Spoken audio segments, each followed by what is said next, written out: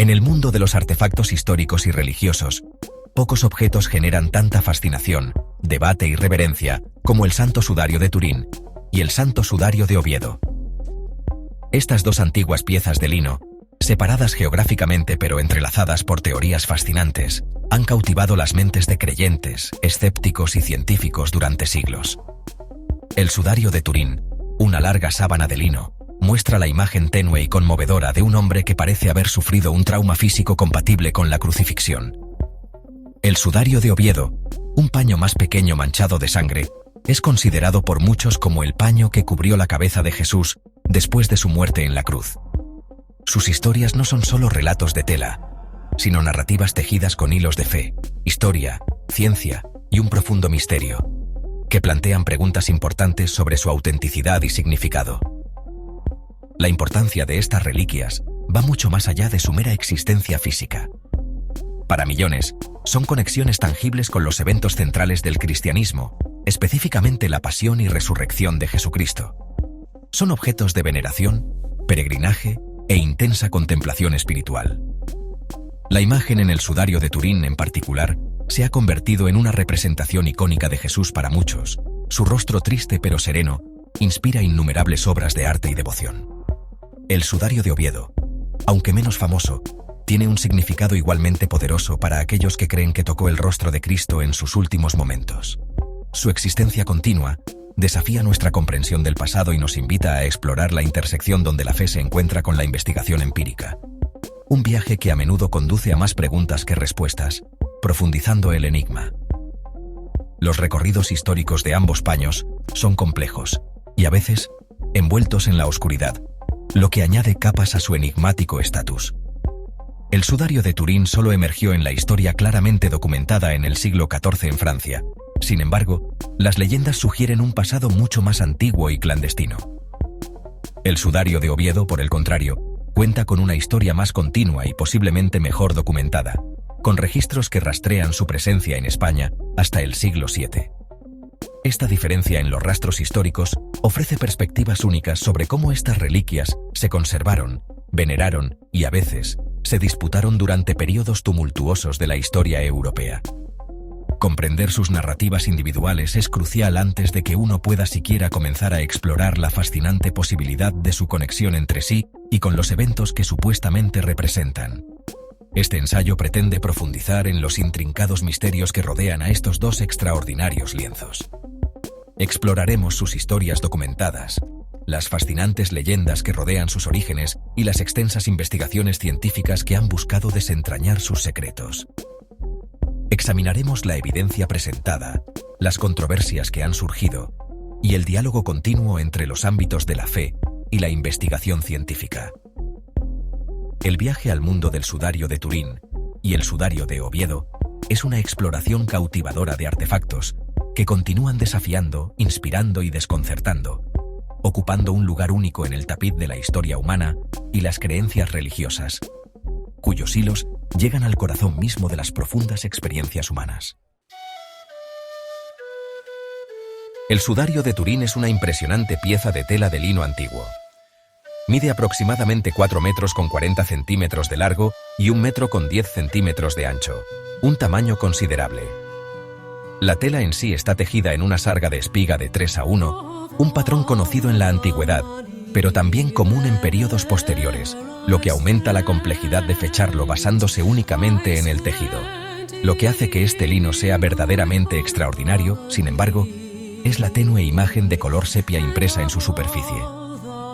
Esta imagen muestra la vista frontal y posterior de un hombre desnudo tendido en línea recta, con las manos cruzadas sobre la pelvis. El hombre representado tiene numerosas heridas que coinciden de manera asombrosa con los relatos bíblicos de la crucifixión de Jesucristo, incluyendo marcas de flagelación, un costado perforado y heridas punzantes alrededor de la cabeza consistentes con una corona de espinas. La imagen en el sudario es notablemente detallada y posee características inusuales. Es superficial, lo que significa que reside solo en las fibras superiores del lino, sin empapar los hilos. Además, exhibe propiedades tridimensionales, una característica descubierta en los años 70, cuando se analizaron fotografías del sudario con un analizador de imágenes BP8, un instrumento utilizado originalmente por la NASA para la cartografía planetaria. Este dispositivo reveló que la intensidad de la imagen se correlacionaba con la distancia entre la tela y el cuerpo que presumiblemente cubría, creando una especie de mapa topográfico del hombre. Esta cualidad inesperada alimentó una intensa curiosidad científica y debate sobre cómo se pudo haber formado tal imagen, ya que ningún proceso artístico o natural conocido ha podido replicar completamente todas sus características únicas. La historia documentada del sudario de Turín comienza con certeza a mediados del siglo XIV. Alrededor de 1353 a 1357, fue exhibido en Lirey, Francia, por un noble llamado Geoffroy de Charny. Esta primera exhibición pública causó revuelo, y casi de inmediato surgieron preguntas sobre su autenticidad. El obispo Henri de Poitiers y más tarde el obispo Pierre d'Arcis de Troyes expresaron sus preocupaciones. E incluso d'Arcis afirmó en un informe de 1389 al Papa Clemente VII que un obispo anterior había investigado y encontrado a un artista que confesó haberlo pintado. A pesar de estas primeras controversias, la veneración del sudario creció, particularmente después de que pasó a manos de la Casa de Saboya en 1453. Esta influyente dinastía europea se convirtió en su dedicada custodia durante más de 5 siglos, trasladándolo a varios lugares antes de que finalmente encontrara su hogar permanente en Turín, Italia, en 1578. A lo largo de su historia conocida, el sudario ha sobrevivido a incendios, guerras y numerosas exhibiciones públicas. Un evento notable fue el incendio en la Sainte-Chapelle de Chambéry, en 1532, que dañó gravemente la tela. Las monjas clarisas cosieron parches en las áreas dañadas, y estas marcas, junto con las manchas de agua de la extinción del incendio, todavía son visibles hoy. El sudario fue legado a la Santa Sede por Humberto II de Saboya en 1983, tras su muerte. Ahora se encuentra en la Catedral de San Juan Bautista en Turín, donde se conserva en una vitrina a prueba de balas y con clima controlado, y se exhibe al público solo en raras ocasiones. Su viaje a través del tiempo es un testimonio de su importancia percibida y el profundo deseo humano de conectar con los misterios sagrados, convirtiéndolo en un punto focal de devoción e investigación académica. Si bien la historia comprobable y documentada del sudario de Turín comienza en el siglo XIV, un tapiz de leyendas y teorías intenta rastrear su existencia hasta la época misma de Jesús. Estas narrativas, aunque a menudo carecen de pruebas definitivas, son cautivadoras y contribuyen significativamente a la mística que rodea al lienzo. Una teoría destacada sugiere que el sudario es la legendaria imagen de Edesa, también conocida como el Mandilion. Esta era una reliquia sagrada, un paño supuestamente impreso con el rostro de Jesús, que se dice que fue enviado por el propio Jesús al rey Abgar V de Edesa, la actual Urfa, Turquía, en el siglo I. El Mandilion fue venerado en Edesa durante siglos antes de ser llevado a Constantinopla en el año 944. La historia del Mandilion es fascinante. Se describía como un tetradiplón, que significa doblado en 4, lo que algunos interpretan como una sugerencia de que la tela estaba doblada de tal manera que solo el rostro era visible, lo que podría explicar por qué los primeros relatos hablan de una imagen del rostro en lugar de un cuerpo completo. Si el sudario fuera el Mandilion, se habría mantenido doblado durante siglos, quizás en un relicario, mostrando solo la parte facial. Los defensores de esta teoría señalan representaciones artísticas de Jesús desde el siglo VI en adelante, que comienzan a mostrar rasgos sorprendentemente similares al rostro del sudario, lo que sugiere que los artistas pueden haber sido influenciados por esta imagen venerada. El rastro del Mandilion se vuelve más difícil de seguir después del saqueo de Constantinopla por los cruzados en el año 1204, un evento durante el cual muchas reliquias fueron saqueadas y dispersadas por toda Europa occidental. Otra línea de especulación conecta el sudario con los caballeros templarios. Esta poderosa y secreta orden religioso-militar, fundada a principios del siglo XII, fue suprimida a principios del siglo XIV, acusada de herejía, incluyendo la adoración de un ídolo o una cabeza masculina barbuda. Algunos investigadores proponen que este ídolo podría haber sido el sudario de Turín, mantenido oculto y venerado por los templarios. El momento es intrigante, ya que el sudario aparece públicamente en Lirey, Francia, con Geoffroy de Charny, cuyo antepasado homónimo, también Geoffroy de Charny, fue un prominente templario quemado en la hoguera en el año 1314. Esta conexión, aunque circunstancial, ofrece una ruta posible, aunque sombría, para el viaje del sudario a través de la Edad Media. La falta de una cadena de custodia clara e ininterrumpida antes del siglo XIV sigue siendo un desafío significativo para quienes creen en su origen antiguo. Sin embargo, el atractivo de estas leyendas persiste, alimentado por pistas tentadoras y la profunda naturaleza de la imagen misma. Algunos investigadores han buscado indicios textuales en los primeros escritos cristianos o evangelios apócrifos que pudieran aludir a un sudario funerario de este tipo. La búsqueda para cerrar la brecha histórica entre la Jerusalén del siglo I y la Francia del siglo XIV es un rompecabezas complejo que involucra la historia del arte, el análisis textual y cierto grado de trabajo detectivesco histórico. Estos antiguos susurros y caminos legendarios contribuyen al enigma perdurable del sudario, haciendo de su historia una rica mezcla de fe, especulación histórica y la búsqueda de verdades perdidas. El sudario de Turín ha sido objeto de intensa investigación científica, particularmente en la segunda mitad del siglo XX y en el XXI. Quizás el examen científico más famoso y controvertido fue la datación por radiocarbono realizada en 1988. Se tomaron pequeñas muestras de una esquina del sudario y se enviaron a 3 laboratorios independientes en Oxford, Zúrich y Arizona. Los resultados, publicados en la revista en 1989, dataron el lino en un período entre 1260 y 1390 después de Cristo, con un 95% de certeza. Esta datación medieval parecía coincidir con la primera aparición documentada del sudario en Francia y asestó un duro golpe a la creencia en su autenticidad como el paño funerario de Cristo, apoyando la teoría de que era una creación medieval. Sin embargo, los resultados de la datación por carbono de 1988 no han sido universalmente aceptados y se han convertido en un tema de intenso debate. Los críticos han planteado preguntas sobre la representatividad de la muestra, sugiriendo que podría haber provenido de un área reparada o un parche medieval que no formaba parte del paño original. Otros han propuesto que la contaminación, por siglos de manipulación, la exposición al humo de incendios, como el incendio de Chambéry de 1532, o incluso la radiación de neutrones de un hipotético evento de resurrección, podrían haber alterado el contenido de carbono 14, lo que lleva a una fecha más joven e inexacta. Se han publicado numerosos artículos argumentando a favor y en contra de la validez de la datación de 1988. Algunos investigadores piden nuevas pruebas en diferentes áreas del sudario, utilizando técnicas más avanzadas para abordar estas preocupaciones. Más allá de la datación por carbono, otros estudios científicos han arrojado resultados intrigantes y, a veces, contradictorios. El proyecto de investigación del sudario de Turín, STURP, un equipo de científicos estadounidenses, realizó un examen extenso y no destructivo en 1978. Sus hallazgos concluyeron que la imagen no era una pintura, ya que no se encontraron pigmentos suficientes para crear la imagen. También notaron la superficialidad de la imagen, su estabilidad térmica, lo que significa que no se ve afectada fácilmente por el calor, y su inercia química. Los científicos de STURP propusieron que la imagen probablemente se formó mediante algún proceso de deshidratación y oxidación de la celulosa del lino, pero el mecanismo preciso sigue siendo desconocido.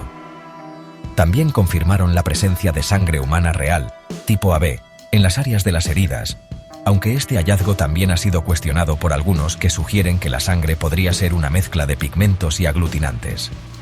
El debate sobre el mecanismo de formación de imágenes es fundamental para el misterio del sudario. Se han propuesto varias hipótesis, que van desde el contacto directo con un cuerpo cubierto de aceites y especias, hasta una reacción de Maillard, una reacción química entre aminoácidos y azúcares reductores, hasta una descarga de corona o incluso una explosión de radiación. Cada teoría tiene sus defensores y detractores, y ninguna ha explicado completamente todas las características únicas de la imagen del sudario, incluida su alta resolución, su tridimensionalidad y su falta de direccionalidad. No parece que haya sido pintada o aplicada con toques. El viaje científico con el sudario está lejos de terminar. sigue siendo un rompecabezas complejo, donde cada nuevo hallazgo parece abrir nuevas vías para la investigación y la discusión, manteniendo vivo el enigma para las futuras generaciones de científicos. Sección 5. El sudario de Oviedo. El paño olvidado del rostro. Mucho menos famoso que el Santo Sudario de Turín, pero potencialmente de igual importancia histórica y religiosa, es el Sudario de Oviedo. Este es un pequeño paño de lino que mide aproximadamente 84 por 53 centímetros, o cerca de 33 por 21 pulgadas. A diferencia del Sudario de Turín, no tiene una imagen facial discernible. En cambio, está muy manchado con lo que parece ser sangre y otros fluidos corporales, específicamente una mezcla de sangre y líquido de edema pulmonar, que es líquido de los pulmones. Según la tradición, este paño se usó para cubrir el rostro de Jesús después de su muerte en la cruz, principalmente para absorber la sangre y los fluidos de su nariz y boca, como se describe en las costumbres funerarias judías de la época. Se habría quitado antes de que el cuerpo fuera envuelto en el sudario más grande. La historia documentada del Sudario de Oviedo es notablemente detallada y se remonta mucho más atrás que la del Sudario de Turín. Según los registros históricos conservados en España, el sudario estaba originalmente en Jerusalén. Tras la invasión persa de Jerusalén, en el año 614 después de Cristo, dirigida por Cosroes II, el paño fue sacado de Palestina para salvaguardarlo. Viajó a través de Alejandría en Egipto, luego a través del norte de África con cristianos que huían. Llegó a España, a Cartagena, acompañado de refugiados. El obispo Fulgencio de Écija luego lo llevó a Sevilla. Más tarde, San Isidoro de Sevilla arregló su traslado a Toledo, donde permaneció hasta que comenzó la invasión musulmana de España en el año 711 después de Cristo. Para protegerlo de los ejércitos musulmanes que avanzaban, el sudario fue trasladado al norte, escondido en las montañas de Asturias. Finalmente se colocó en un cofre, conocido como el Arca Santa, junto con otras reliquias. Este cofre se guardó inicialmente en una cueva, y luego se trasladó a Oviedo alrededor del año 840 después de Cristo. El Arca Santa se abrió oficialmente en 1075 en presencia del rey Alfonso VI de León y Castilla, y se hizo un inventario de su contenido, incluido el sudario, descrito como el Sagrado Sudario de Nuestro Señor. Desde entonces, el sudario ha permanecido en la Cámara Santa de la Catedral de San Salvador en Oviedo, España. Este largo y consistente registro histórico proporciona una fuerte procedencia para el sudario, al menos desde principios del siglo VII en adelante. El sudario se muestra al público 3 veces al año: el Viernes Santo, en la fiesta de la Exaltación de la Santa Cruz, que es el 14 de septiembre, y en su octava, que es el 21 de septiembre. El patrón de manchas en el paño es complejo. No son manchas aleatorias, sino que muestran una formación distinta, lo que sugiere que el paño se colocó sobre un rostro humano de una manera específica, posiblemente en más de una posición. Las manchas principales son simétricas, consistentes con haber cubierto una nariz y boca que exudaban fluidos. También hay manchas más pequeñas, como puntos, que algunos investigadores creen que podrían corresponder a heridas punzantes de espinas. El estudio de estos patrones de manchas es crucial para comprender cómo se pudo haber usado el paño y para compararlo con el sudario de Turín. Sección 6. Ciencia y el sudario. Revelando los secretos de Oviedo. El sudario de Oviedo también ha sido objeto de investigación científica, aunque no tan extensamente como el sudario de Turín hasta décadas más recientes. Un importante estudio multidisciplinario fue realizado por el Centro Español de Sindonología, comenzando en 1989. Estas investigaciones involucraron a patólogos forenses, hematólogos, químicos y expertos en textiles. Uno de los objetivos principales era analizar la naturaleza de las manchas y determinar si eran consistentes con que la tela hubiera cubierto el rostro de un hombre muerto que había sufrido una muerte traumática, específicamente por crucifixión. Los hallazgos de estos estudios han proporcionado evidencia convincente, aunque no universalmente aceptada, que respalda la historia tradicional del sudario. El análisis forense de las manchas en el sudario reveló que están compuestas de sangre humana, tipo AB, el mismo tipo de sangre que se encuentra en el sudario de Turín. Este es un tipo de sangre relativamente raro en la población general, pero más común en algunas poblaciones del Medio Oriente. Además, Las manchas contienen una alta concentración de bilirrubina, lo cual es indicativo de sangre derramada por una persona bajo estrés o trauma extremo. Las manchas más prominentes son una mezcla de una parte de sangre y 6 partes de líquido de edema pulmonar. Esta mezcla específica es significativa porque el edema pulmonar es una consecuencia conocida de la muerte por asfixia, que es un componente principal de la muerte por crucifixión. La presencia de este líquido sugiere fuertemente que la persona cuyo rostro cubría la tela murió de una forma violenta y agónica. Los patrones de las manchas también se han estudiado meticulosamente. Los expertos forenses creen que las manchas se formaron mientras el cuerpo estaba en posición vertical, consistente con estar en una cruz, con la cabeza inclinada hacia adelante y hacia la derecha. Hay indicios de que la tela se presionó contra la nariz y la boca. El conjunto principal de manchas sugiere un flujo de fluido desde las fosas nasales. Manchas posteriores, más tenues, podrían haberse formado cuando el cuerpo fue bajado de la cruz y colocado horizontalmente por un corto periodo, antes de que el rigor mortis se estableciera por completo. La coherencia geométrica y médica de estas manchas es considerada por los defensores como una fuerte evidencia contra la idea de que el sudario sea una simple falsificación. Requeriría un conocimiento sofisticado de fisiología y patología forense para crear un patrón tan complejo. Las comparaciones entre el sudario de Oviedo y el sudario de Turín han producido algunos de los hallazgos científicos más intrigantes. Los investigadores han notado que los patrones de manchas de sangre en el sudario de Oviedo, particularmente aquellos alrededor de la nariz y la boca, y algunas marcas menos distintivas en la frente y la zona de la nuca, parecen ser geométricamente congruentes con las manchas de sangre en el área facial de la imagen en el sudario de Turín. Esto sugiere que ambos paños podrían haber cubierto la misma cabeza en diferentes momentos. El sudario de Oviedo primero, mientras el cuerpo aún sangraba y exudaba fluidos, y el sudario de Turín después, como envoltura funeraria final. El tipo de sangre AB compartido, la presencia de granos de polen comunes en el área de Jerusalén en ambos paños, aunque el análisis de polen a menudo se debate, y la aparente correspondencia de los patrones de manchas forman una parte clave del argumento que vincula estas dos reliquias.